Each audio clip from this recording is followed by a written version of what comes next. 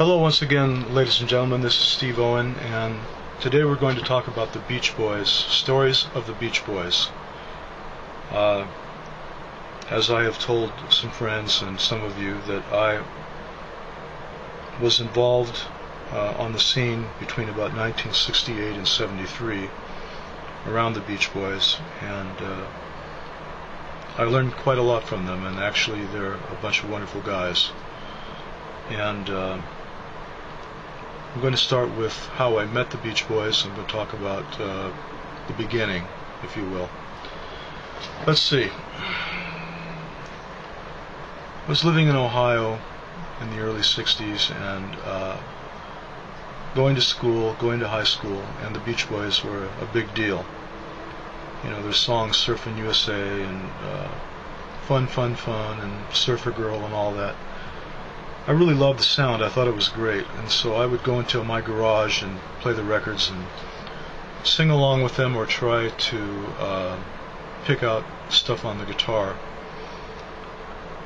Well, little did I know that 3 or 4 years later I'd wind up meeting the Beach Boys and getting involved. So the first time that I saw Brian Wilson was in about October 1968. A friend of mine and myself, Brad, a guy named Brad Kleitz, who was a musician,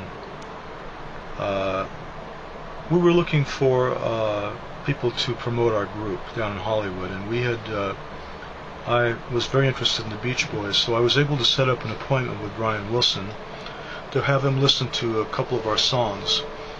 This was in October of 1968.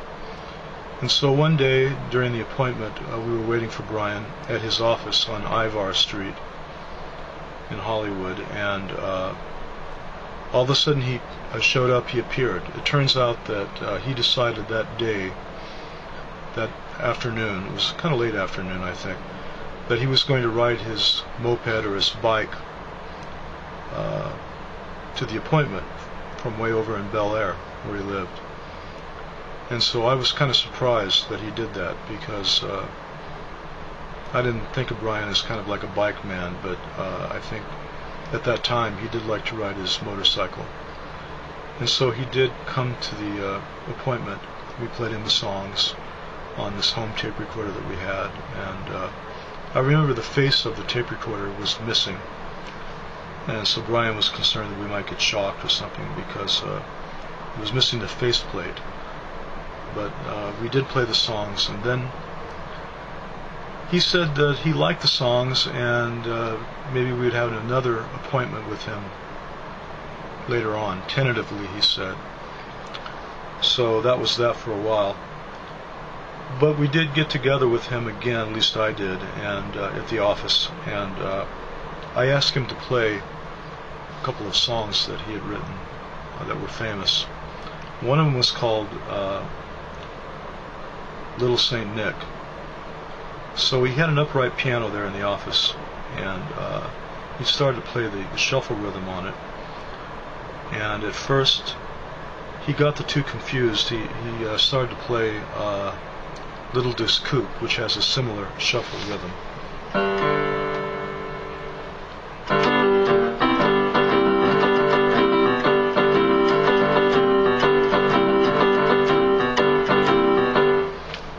And so he was playing that, something like that. It had a boogie bass. Something like that. And so that was the background to the record, Brian's piano, on Little Deuce Coupe as well as Little Saint Nick. So finally, after a few seconds, he got it straightened around to Little Saint Nick. There I go.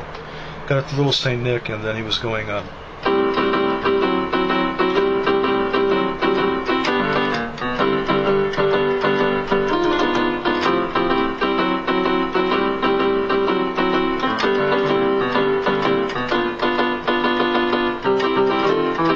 something like that.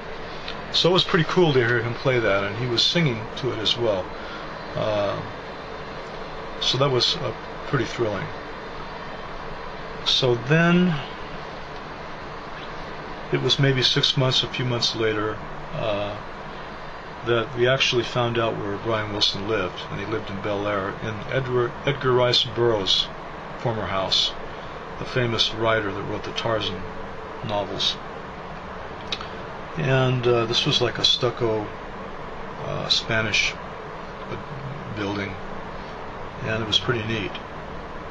So I went up there and knocked on the door, and it was early evening, and Brian happened to be walking around outside, and he came over to the gate and started talking to me, and I thought that was pretty cool because usually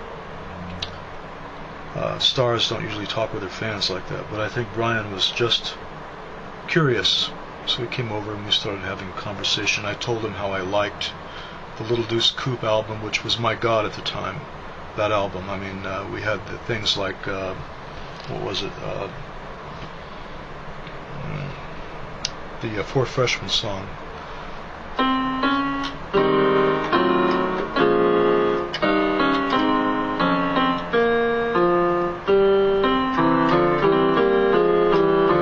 It was a vocal arrangement called A Young Man Is Gone, which was based on Their Hearts Were Full of Spring by the Four Freshmen, and Brian had written some new lyrics to it about James Dean and the life of James Dean. But I do remember, hearing that vocal arrangement. I thought it was really outstanding.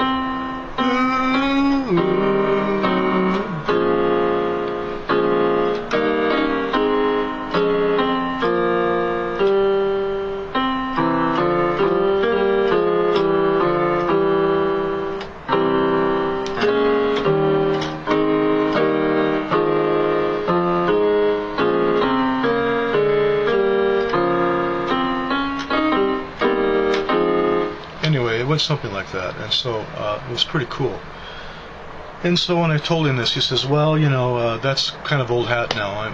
I'm interested in more modern stuff." And I think what he was referring to was his modern style of composition, which he was doing Pet Sounds and Smile and all of that. But I was still back on Little Deuce Coupe because I just couldn't get it out of my head these fabulous sounds.